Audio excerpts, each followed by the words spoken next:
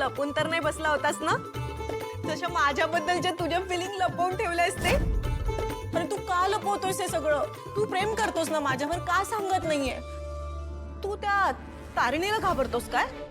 ती जर आपल्या मध्ये आली ना तर तिचं मी बघून घेईन.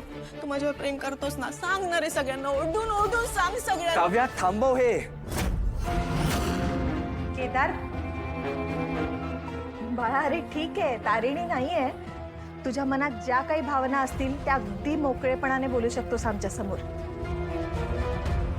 कसल्या भावना? मला माहितीये तुझं काव्यावर प्रेम आहे आणि ती तारिणी मध्ये आली आहे तुमच्या, हो ना? तुलाही गुंडाळून ठेवलंय ना तिने. मी काय म्हणते, तू ना तिला सरळ सांगून टाक खरं काय ते. आम्ही आहोत ना तुझ्या बरोबर. बस. आत्या तुमच्या वयाचा मान ठेवू नये मी, पण तारिणीबद्दल मी एकही चुकीचा शब्द ऐकून घेणार नाहीये. तुमच्या मुलीला समजवा, ती तिच्या मनात भलतेच विचार घेऊन बसलीये. अरे असं काय करतोयस तू?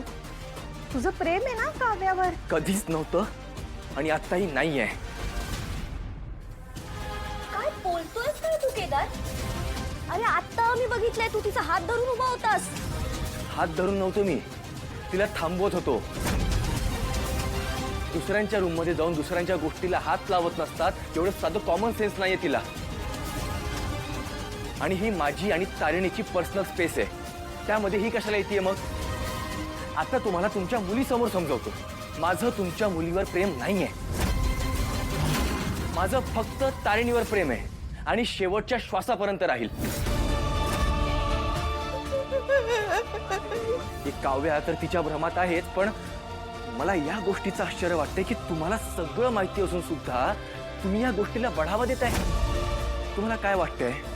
ही काव्या सतत माझ्या मागे मागे फिरते, मला केदू केदू म्हणते, माझ्या सतत अंगचटीला येते, हे मला आवडतं. मग कशाला खोटी आशा दाखवलीस तिला? लग्नाची स्वप्न कशाला दाखवलीस? मी कोणतीही स्वप्न दाखवली नाहीयेत. मला तिचा अपमान करायचा नाहीये म्हणून गप्प बसून होतो.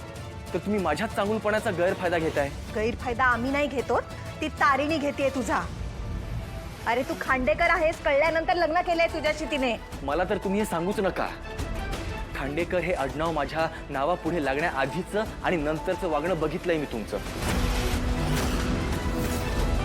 आणि मला आणि तारिणीला तर हे आडनाव, ही संपत्ती, हे काहीच नकोय.